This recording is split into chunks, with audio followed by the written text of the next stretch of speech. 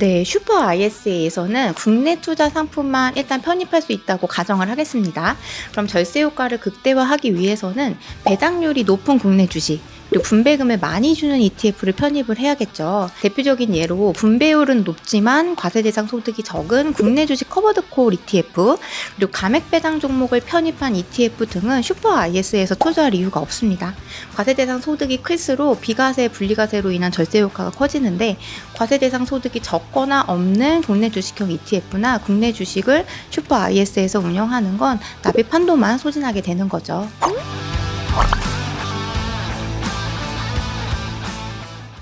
국내 최고의 전문가들과 함께하는 본격 ETF 전문 채널 ETF 아는 형, 저는 진행을 맡은 김성일입니다.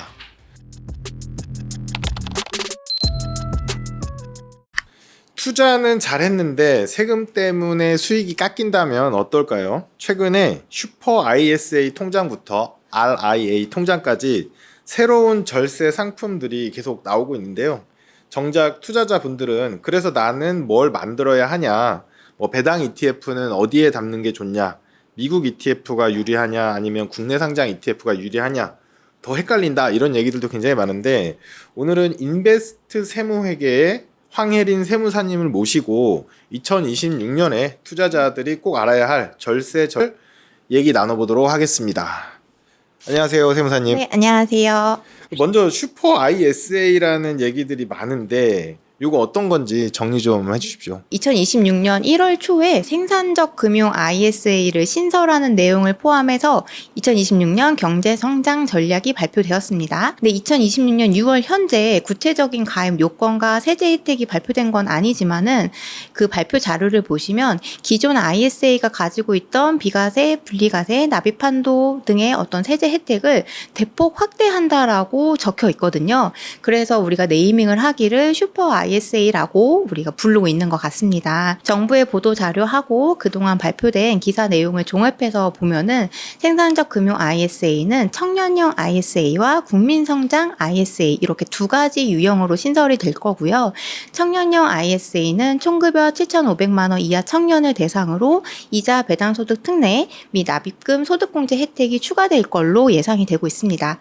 그리고 국민성장 ISA는 기존 ISA보다 세제 혜택이 늘어난다고 하는데, 예상을 하면 납입 한도는 일반 ISA 연 2천만 원, 총 5년간 1억 원보다 확대가 될 거고, 비과세 금액도 200만 원보다 확대가 될 것으로 예상을 하고 있으나 구체적인 숫자를 아직 발표하지 않았기 때문에 정확하게는 알 수가 없는 상황입니다. 몇 년 전에도 ISA 납입 한도가 2천만 원으로 늘어난다, 비과세 한도가 400으로 늘어난다, 이런 얘기 굉장히 많았어요. 그래서 많은 그 유튜브에서도 다루고 언론에서 다뤘는데 실제로는 이제 세법이 개정이 안 됐죠. 네, 맞아요. 그래서 근데 그걸 기억하고 계시다가 질문하시는 분들 되게 많거든요. 맞아요. 저도 상담하다 보면은 슈퍼 ISA 언제부터 가입 가능하냐, 도대체 뭐에 얼만큼 혜택이 있냐라고 물어보시는데 저도 알고 싶거든요. 좀 기다려 봐야 돼요. 지금 이제 세무사님이 설명해 주신 거는 이제 현재까지 보도된 거를 지금 요약해서 설명해 주신 거고, 아직은 통과 안 됐고 이제 법안이 실제로 통과되면 그때 또 한번 모셔가지고 구체적인 얘기들을 더 들어볼 건데, 일단 이 생산적 금융 ISA에서 투자 대상이 좀 다르다라는 얘기가 있더라고요. 어떤 특징이 있는지 설명 좀 해주십시오. 생산적 금융 ISA는 국내 주식과 펀드의 장기 투자 촉진을 목적으로 한다라고 발표 자료에 되어 있습니다. 그러면 예상컨대 해외 지수나 종목을 추종하는 국내 상장 해외 ETF, 예를 들어서 타이거, 미국 배당 다우존스, 에이스, 나스닥 100, 코덱스, S&P 500 해외 투자하는 ETF에 투자하는 것은 어려울 것으로 보입니다. 해외 상장 ETF나 해외 주식은 당연히 투자가 안 될 거고요. 투자가 가능한 국내 상장 ETF는 국내 주식형 ETF나 일정 비율 이상을 국내 시장에 투자하는 ETF로 제한될 것으로 예상을 하고 있습니다. 기존 ISA 계좌에서는 해외 직접 투자는 안 되지만 국내 상장 해외 ETF는 투자가 가능하잖아요. 그래서 생산적 금융 IS보다는 그 운용 상품의 폭이 훨씬 더 넓습니다. 국내 투자를 많이 하는 사람들을 위해서, 그걸 촉진하기 위해서 약간 메리트를 주겠다, 이런 방향성이 있을 것 같긴 한데, 그러면 슈퍼 ISA에 담았을 때 절세 효과가 가장 큰 ETF 유형이 있다면 어떤 것들이 있는지 좀 궁금하고요. 반대로 굳이 이거는 이 슈퍼 ISA 계좌에 넣지 않아도 될 것 같다. 이런 ETF가 있으면 어떤 거가 있을까요? 슈퍼 ISA에서는 국내 투자 상품만 일단 편입할 수 있다고 가정을 하겠습니다. 그럼 절세 효과를 극대화하기 위해서는 배당률이 높은 국내 주식, 그리고 분배금을 많이 주는 ETF를 편입을 해야겠죠. 다만 ETF는 이 분배금 지급액의 절대금의 기준이 아니라 분배금 중에서 과세 대상 소득이 큰 ETF를 의미하고 있습니다. 대표적인 예로 분배율은 높지만 과세 대상 소득이 적은 국내 주식 커버드 콜 ETF, 그리고 감액 배당 종목을 편입한 ETF 등은 슈퍼 IS에서 투자할 이유가 없습니다. 과세 대상 소득이 클수록 비과세, 분리과세로 인한 절세 효과가 커지는데 과세 대상 소득이 적거나 없는 국내 주식형 ETF나 국내 주식을 슈퍼 IS에서 운영하는 건 납입 한도만 소진하게 되는 거죠. 기존의 ISA 통장을 갖고 계신 분들은 슈퍼 ISA가 나오면 갈아타야 할까 이런 고민도 많이 하실 것 같아요. 어떤 기준으로 좀 판단을 하는 게 좋을지. 기존 ISA와 슈퍼 ISA는 운용할 수 있는 상품의 범위가 다르고 중복 가입이 가능합니다. 그래서 둘 중 하나를 골라서 갈아타는 게 아니라 투트랙으로 상호 보완적으로 운용을 하는 게 좋습니다. 기존 ISA와 그리고 국민성장 ISA, 청년 ISA는 중복 가입이 가능하니까 더 다양한 상품에 투자할 수 있는 기존 ISA를 기본으로 보유하시고 3년 의무 보유 기간을 채운 뒤에 해지해서 연금 계좌로 이전을 하는 플랜을 세우시면 되시고요. 그러면 이전 금액의 10% 최대 300만 원까지 추가 세액공제 혜택을 받을 수 있고 해지 후에는 바로 신규 재가입해서 비과세 한도를 다시 시작을 하면 됩니다.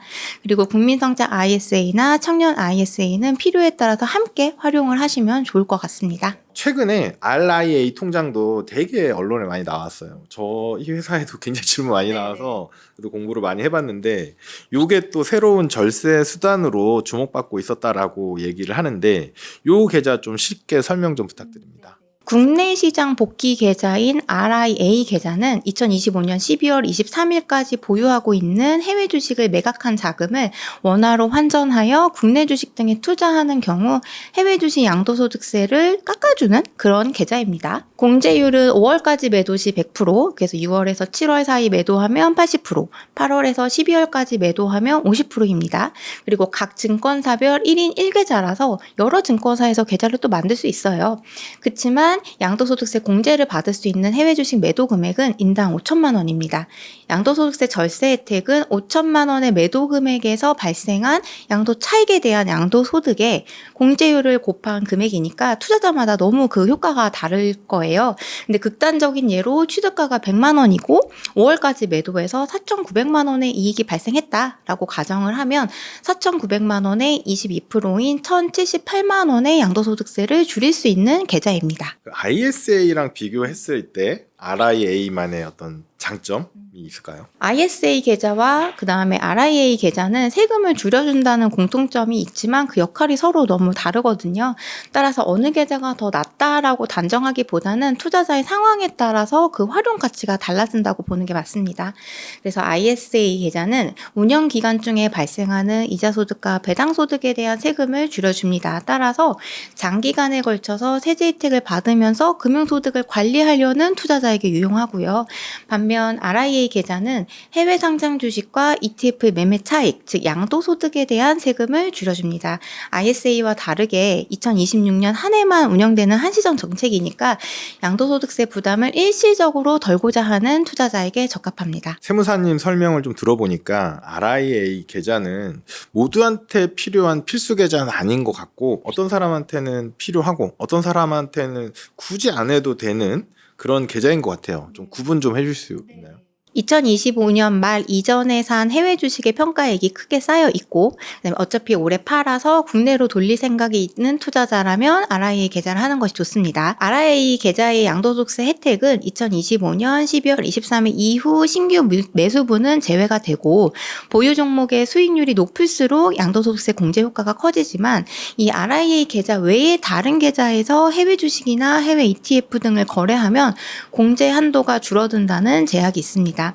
결국 이런 투자 제한까지 감수하면서 공제를 받으려면 리아 계좌 운영으로 줄어드는 양도소득세가 그만큼 커야 된다는 의미인 거거든요. 같은 맥락에서 해외 주식이나 해외 ETF를 꾸준히 매수해서 장기 투자를 이어가고 있어서 당장 매도 계획이 없는 투자자라면 눈앞의 양도소득세 혜택보다 장기 투자로 얻을 수 있는 수익이 더 클 수가 있어요.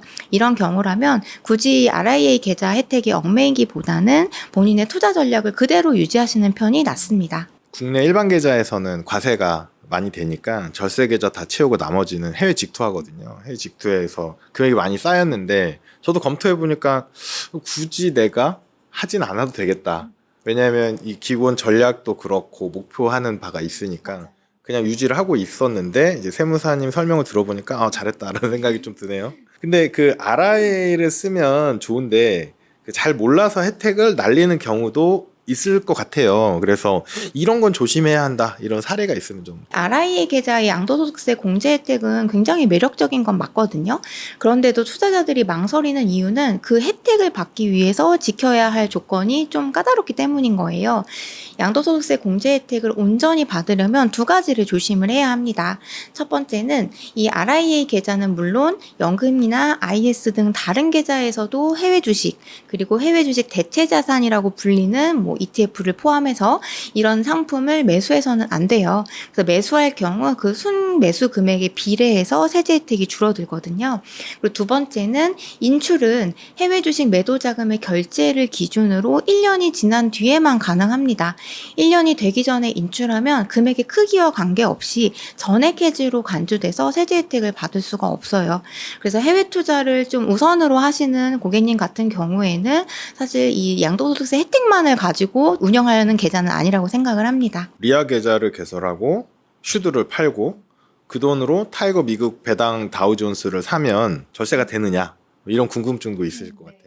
이 RIA 계좌를 활용한 베스트 시나리오를 말씀드려볼게요. 먼저 RIA 계좌로 양도소득세를 줄입니다. 그리고 세제 혜택 유지에 필요한 1년 동안에는 국내 주식이나 국내 주식형 ETF 위주로 운영을 합니다. 그리고 이때 절감된 양도소득세가 있으니까 이 절감된 양도소득세를 연금 계좌나 ISA에 납입해 두고 1년이 지난 뒤에 해외 시장 투자를 재개하면 절세 세팅이 완성이 되죠. 근데 우리가 이렇게 세팅을 하는 거를 이제 잘 운영을 하면 세금도 줄이고 투자 절세도 하고 너무 좋은데 시장이 늘 예상대로 흘러가지가 않잖아요. 그래서 RI 계좌로 일단 양도소득세 절세를 시도하되 국내가 아닌 해외 시장을 매수해야겠다는 확신이 드는 타이밍이 있을 거거든요. 그때는 세제 혜택을 포기하더라도 투자 전략을 우선시하는 유연함을 좀 갖출 필요가 있다고 생각합니다. 너무 중요한 포인트인 것 같아요. 왜냐하면 이제 많은 분들이 절세가 있다고 하면 투자를 포기하고 절세만 그렇죠. 뭔가 해야 될 것 같잖아요. 네네. 그래서 이거 세금 손해 보면 안 된다. 이런 생각을 하시는 분들이 있는데 세금보다 이게 투자 수익이 더 전 우선이라고 생각하거든요. 여기서 절세를 어떻게 하느냐인 거지 수익 하나도 안 내는데 절세했다고 좋아하시는 분들이 있어서 말씀을 잘 해주신 것 같아요. 그래서 세제 혜택을 포기하더라도 투자 전략을 우선하는 그런 유연함에 대한 말씀이 너무너무 중요한 포인트가 아니었나 싶고요. 또 하나 궁금한 게 슈드 직구하는 거랑 타이거 미국 배당 다우존스 이렇게 하는 거를 비교해 보면 담고 있는 주식은 비슷하고 수익도 비슷할 것 같은데 세금이 완전히 다르다고 하더라고요. 어떤 차이가 있는지 설명해 주십시오. 국내 상장 ETF 중에 이제 타이거 미국 배당 다우존스 같이 해외 지수나 해외 주식을 추종하는 ETF의 매매 차익은 배당소득, 분배금도 배당소득으로 과세를 하고 있습니다. 반면 슈드와 같은 미국 상장 ETF, 우리가 직접 투자를 하는 직구라고 불리는 그 미국 상장 ETF의 매매 차익은 양도소득, 분배금은 배당소득으로 과세를 합니다. 배당소득은 종합소득세 안에 포함이 되는 소득의 구분이니 최소 원천징수세율인 15.4%에서 금융소득 종합과세 해당 시 최대 49.5%의 세금을 부담하게 되지만 양도소득은 22%의 단일 세율이 적용이 됩니다. 개인의 금융소득의 규모, 다른 종합소득의 유무와 그 크기에 따라서 국내 상장 ETF와 해외 상장 ETF 투자에 따른 유불리가 좀 달라질 수 있습니다. 또한 해외 상장 ETF는 연금 계좌나 IS와 같은 같은 절세 계좌에 편입할 수가 없기 때문에 분배금을 재투자하여 복리 효과를 누리고자 한다면 국내 상장 ETF가 더 유리하고요. 절세 계좌의 가입 대상이 아니거나 금융소득을 포함한 종합소득의 규모가 큰 투자자라면 해외 상장 ETF가 유리합니다. 구독자분들이 지금 막 정신이 없으실 것 같기도 해요. 왜냐하면 ETF 투자자들이 꼭 알아야 되는 이 세제 혜택이 지금 거의 다 맞아요. 나왔거든요. 종합판입니다. 네, 종합판인데 배당소득, 그 다음에 매매 차익이 왜 배당소득이냐 이런 질문을 하실 수도 있고, 그리고 양도소득은 또 뭐냐, 그럼 종합소득은 또 뭐냐 이렇게 나오거든요. 네. 근데 이거 다 아셔야 돼요. 이거 기본이에요, 기본. 특히 ETF 투자하시는 분들, ETF 아는 형 보신 분들 기본이고, 이거 한번 저희 제작진한테 말씀드려가지고 세무사님 따로 한번 모셔가지고 요거 한번 정리 한번 해드리는 시간 가지면 되게 좋을 것 같은데, 요거는 이제 모른다고 대충 넘어가시면 안 되고 그냥 알고 계셔야 돼요. 그래야지 내가 슈드에 관심이 있어. 근데 슈드를 직접 살지 지금 타이거 미배당을 살지 이런 의사결정을 할 수 있거든요. 그래서 한번 다뤄주면 좋을 것 같고요. 또 하나 여기서 이제 질문이, 외국 납부 세액공제는 이제 실제로 다 돌려받는 거냐, 투자자들이 가장 오해하는 부분이 있다면 어떤 게 있을지 좀 궁금합니다. 우리가 일단 종합소득세를 신고를 하다 보면은 외국납부세 공제에 대한 질문을 많이 받거든요. 그래서 한번 정리를 해드리자면, 우리 해외 시장에 투자하면서 발생한 배당금이나 분배금을 지급을 받을 때는 현지에 우리나라와 해당 국가와 조세 조약에 따른 제한세율만큼의 세금을 납부한 후 남은 금액을 받게 됩니다. 미국 같은 경우에는 이 세율이 15%거든요. 그래서 미국에 투자를 해서 배당금이나 분배금을 받으면 15%를 제외한 금액을 수령하게 됩니다. 이렇게 현지에 납부한 세액을 외국납부 세액이라고 부르고, 우리나라에 납부한 세금은 아니지만은 납세자가 부담한 건 맞잖아요. 이 외국납부 세액에 대해서는 금융소득종합과세 신고 시 외국납부세 공제를 반영해서 최종 납부할 세금을 계산을 하게 됩니다. 여기서 가장 흔한 오해가 이제 생기는데요. 외국납부세 공제는 현지에 납부한 세금을 그대로 환급해주는 개념이 아니라 내가 내 세금에서 차감을 해주는 세액 공제라는 점이고요. 그리고 현재 납부한 세금은 제도적으로 환급을 받을 수가 없습니다.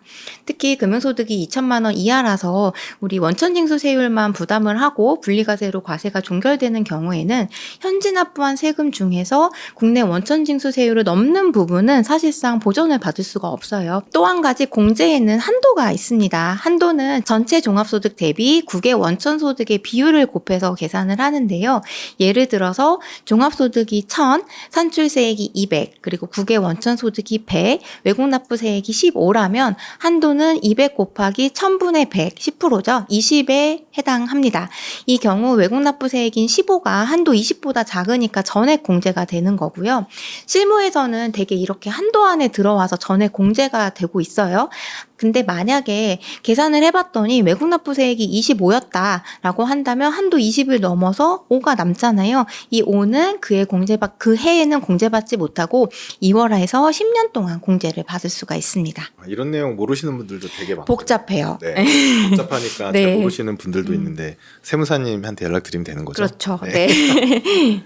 그 배당 ETF 오래 들고 있다 보면 어느 순간에 금융소득 종합과세 구간에 들어가는데 실제로 이게 얼마나 무섭냐, 그런 것도 한번 계산해 주시면 좋을 것 같아요. 제가 5월 달에 신고를 해보니까 실제로 세금 폭탄 맞나요? 이런 질문 진짜로 하시거든요. 그래서 종합소득세 신고를 하면 세금이 많이 내는 거 아니냐라는 질문을 정말로 많이 받습니다. 근데 이거는 세금 폭탄이다, 아니다 라고 말하기가 좀 애매한 부분이, 개인마다 소득의 종류와 규모가 다르고 그 다음에 사람마다 소득공제와 세액공제 항목도 다 다르잖아요. 그래서 똑같은 크기의 금융소득이 발생해도 어떤 사람한테는 폭탄이 될 수가 있고 어떤 사람은 하나도 세부담을 추가로 안 하는 경우도 생깁니다. 그래서 금융소득만 있는 경우라면 지급받을 때 이미 납부한 원천징수가 있잖아요. 그래서 약 8천만 원까지는 추가 부담하는 세금이 없습니다. 근데 이제 급여나 임대소득 같이 다른 종합소득이 있다면 2천만 원을 약간 넘는 수준에서도 추가세 부담이 발생을 할 수가 있어요. 제가 그림을 한번 가지고 왔는데요. 다른 종합소득으로 이미 35%의 종합소득 세율 구간에서 세금을 내고 있다면 2천만 원을 초과하는 금융소득도 35% 이상의 세금을 납부하는 구조입니다. 보시면은 5천만 원의 금융소득이 발생했을 때 2천만 원이 초과하는 3천만 원은 이미 1억 그 35% 세율 구간 위에 얹어지는 개념인 거거든요. 그래서 원천 징수된 14%와 종합소득세율 35%의 차이인 21%만큼 추가 세부담이 생기게 됩니다. 세금도 세금인데 건보료도 이게 보통이 아니잖아요. 예, 이거 한번 내보신 분들은 이거 장난 아니다 이런 얘기 하시는데 배당과 이자 소득이 늘어나면 건보료는 어떻게 달라지고 연금 계좌 같은 절세 계좌는 어떤 역할을 할 수 있을까요? 건강보험료는 사실 소득이 확정된 이후로는 어떻게 해서도 빠져나올 수 있는 방법이 없어요. 그냥 무조건 1년이든 뭐 일단 소득마다 재산정이 되니까 그 기간이 1년이라고 하면은 그냥 통지 받은 대로 내셔야 되는 어떤 그런 부담을 주는 항목이기는 합니다. 금융소득이 건강보험료에 미치는 영향은 건강보험의 가입 자격별로 다른데요. 피부양자가 이자 배당 등 합산소득이 2천만 원을 넘어서 금융소득 종합과세 신고를 하게 되면 재산 규모와 상관없이 피부양자 자격을 잃습니다. 2천만 원을 초과하지 않더라도 재산세 과세표준 합이 5억 4천을 초과하고 9억 원 이하인 경우에는 금융소득이 1천만 원만 초과해도 피부양자로 남아있을 수가 없어요.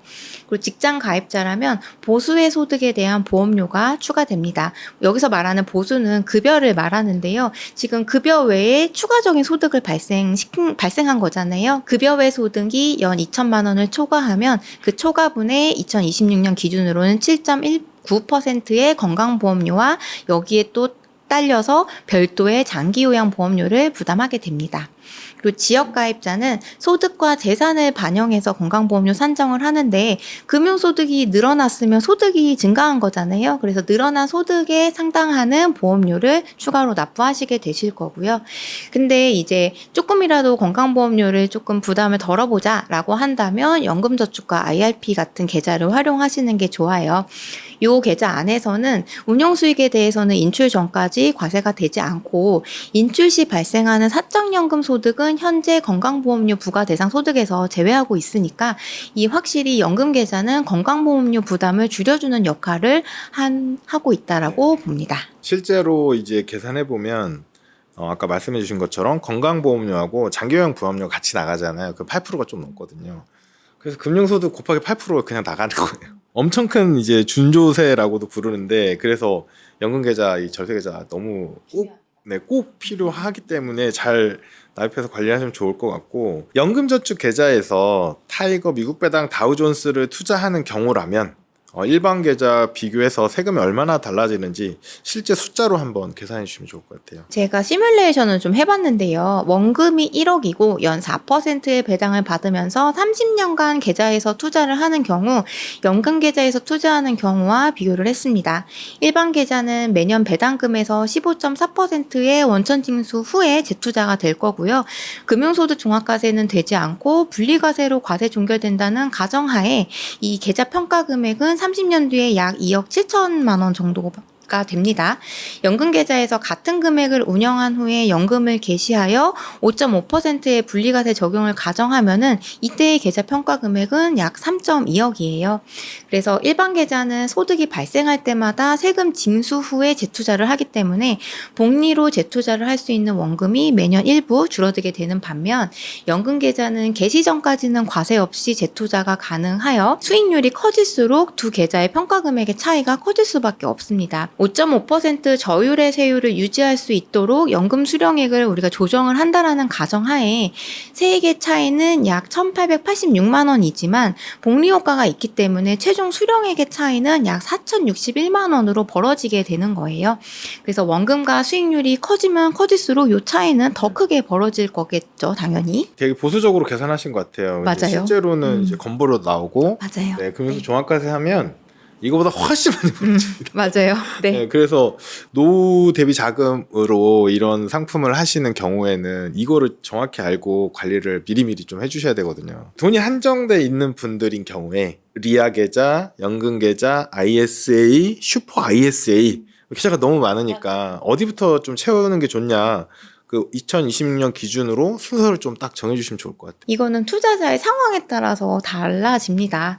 세액공제가 필요한 건 아무래도 근로자나 사업자겠죠. 그러면 매년 환급으로 절세 효과를 바로 체감할 수 있기 때문에 이런 경우에는 연금계좌를 1순위로 두시는 것이 좋습니다. 반면 소득이 없어서 세액공제 실익이 없는 분이라면 연금세액공제보다 ISA의 비과세나 분리과세 혜택이 더 유용할 수 있어요.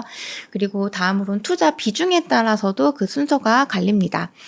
국내 시장 비중이 큰 투자자라면 국내 주식이나 ETF에 특화된 슈퍼 ISA부터 채우는 게 유리합니다. 그 다음은 목적에 따라서 나누어지는데 장기로 복리 효과를 선호를 한다면 연금 계좌를, 그리고 중간에 자금을 꺼냈을 계획이 있다라고 하면 3년 단위로 인출을 할 수 있는 기존 ISA를 채우는 순서가 적절하고요. 해외 시장 비중이 큰 투자자라면 한시적이지만 해외 자산 투자에 대한 제한이 걸리는 리아 계좌는 후순위로 미루고 자금 운용 기간에 맞춰서 해외 자산까지 담을 수 있는 기존 ISA와 연금 계좌를 선택적으로 먼저 채우는 것이 좋습니다. 그리고 마지막으로 절세 효과를 극대화하는 순서를 말씀드릴게요.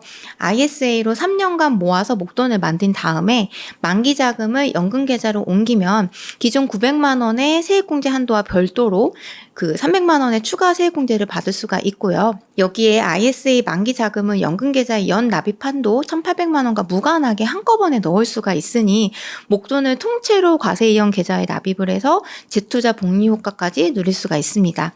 이러한 구조를 반복하는 게 절세 측면에서는 가장 효율적입니다. 궁금한 거 있으시면 영상 댓글에다가 미리 질문 남겨주세요. 그럼 세무사님한테 여쭤봐가지고 다음 영상에서 시원하게 좀 설명드리면 좋을 것 같고, 마지막으로 그 ETF 아는 형 구독자분들한테 마무리 인사 부탁드리겠습니다. 먼저 앞서 설명드린 생산적 금융 ISA는 촬영일 현재까지 구체적인 가입 대상, 납입 한도, 세제 혜택, 투자 대상 등이 발표되지 않아서 예상되는 내용을 가지고 말씀드린 것이므로 향후 발표되는 세법 개정안이나 정부의 공식적인 보도자료를 확인 후에 기존 절세 계좌와 비교해서 가입 여부를 고민을 하셔야 되고요. 아까도 잠깐 설명을 드렸지만은 절세는 언제까지 수익을 지키기 위한 수단이지 그 자체가 목적이 될 수가 없습니다. 그러므로 세제 혜택에 끌려서 투자 전략을 끼워 맞추기보다는 먼저 자신에게 맞는 투자 원칙을 세우고 그 위에 절세 전략을 얻는 순서가 되어야 된다고 생각을 하고 있습니다. 너무 공감하는 얘기인데 이런 얘기 해주시는 분을 제가 거의 처음 만난 것 같아요. 네. 그래서 너무 즐거웠고요. 이상으로 요즘 핫해영 시간을 마치도록 하겠습니다. 오늘 귀한 말씀 전해주신 황혜린 세무사님 감사합니다. 네, 감사합니다.